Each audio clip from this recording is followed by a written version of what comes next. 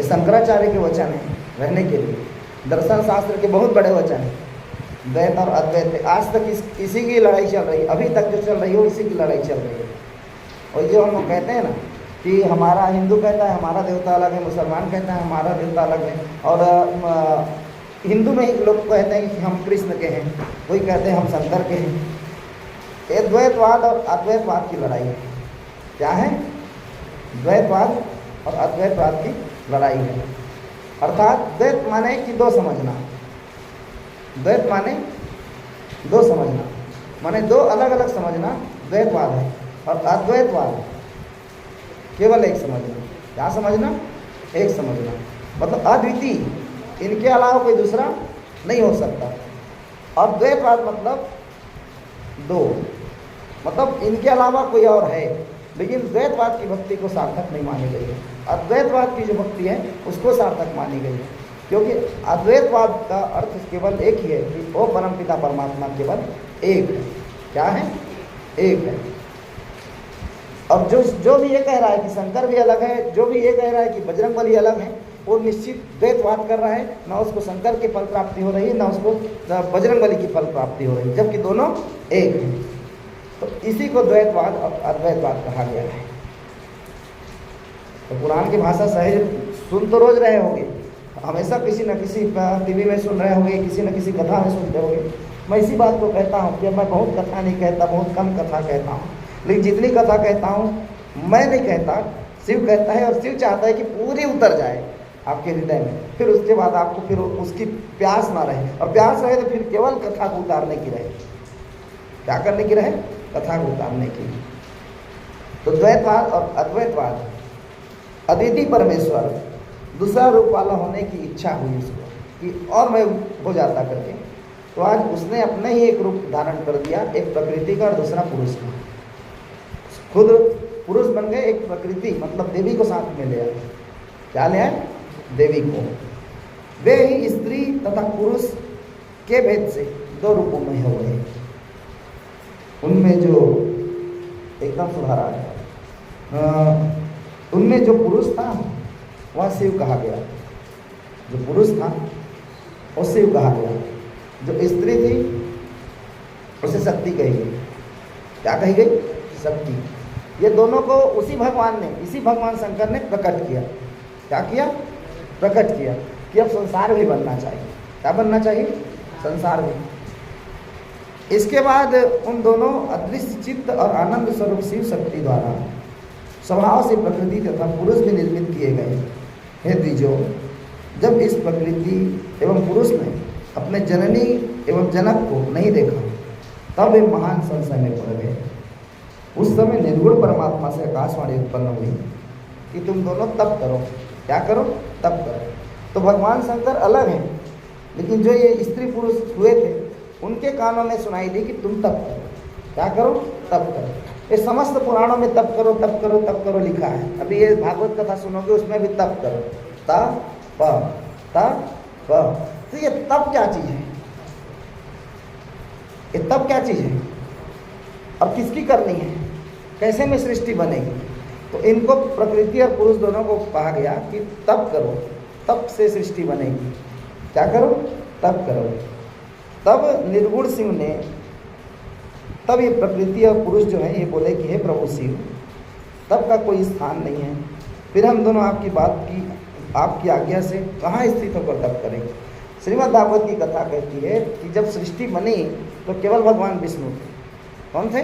भगवान विष्णु थे। और एक बार ऐसे देखे होंगे कि वट के वृक्ष में विराजे भगवान श्री कृष्ण अंगूठा चूसते हुए नजर आते हैं। केवल एक तो फिर वो थे, फिर बाकी कुछ नहीं था। तो भगवान विष्णु थे। उसके बाद सब तरफ जल ही जल था। क्या था? जल ही जल था।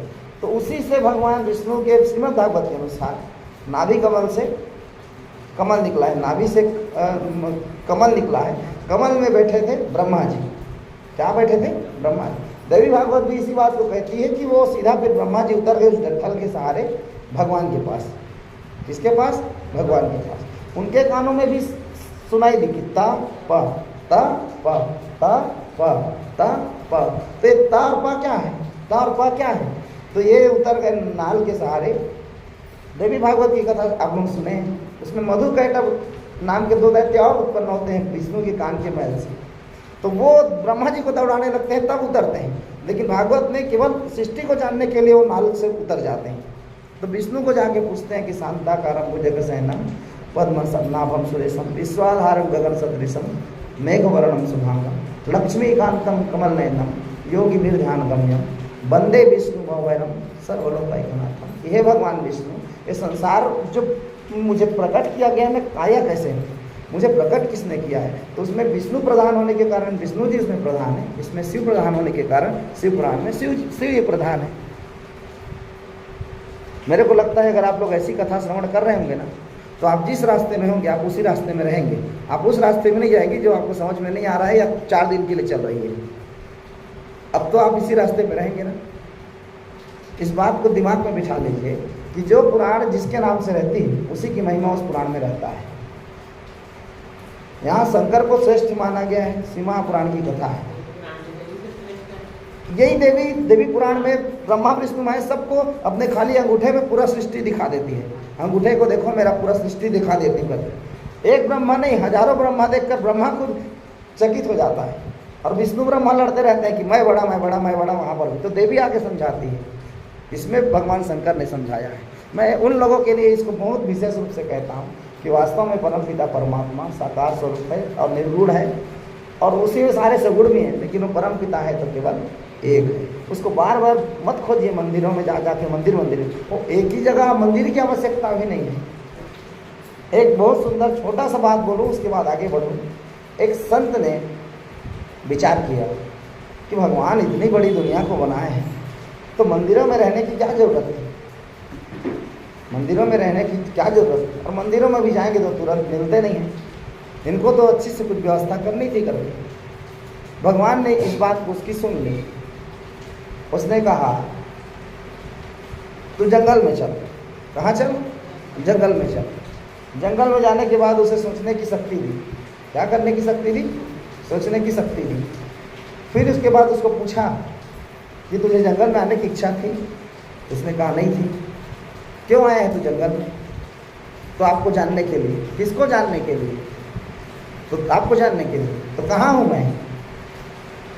तो हाँ, कहाँ है आप?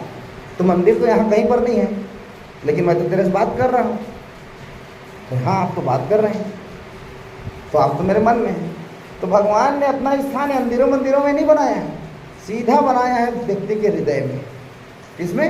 हृदय में। वो हर व्यक्ति के भीतर में है, वो हर व्यक्ति के भीतर में है। और सबसे बात कर रहा है वो, ये गलत है, इसको मत करना है, बुरा है मत करना है, इसको मत करना, वो अच्छा है, वो इसको खा ले, इसको पी ले, इसको सो, वो सब चीज़ का ध्यान आपको रखता है।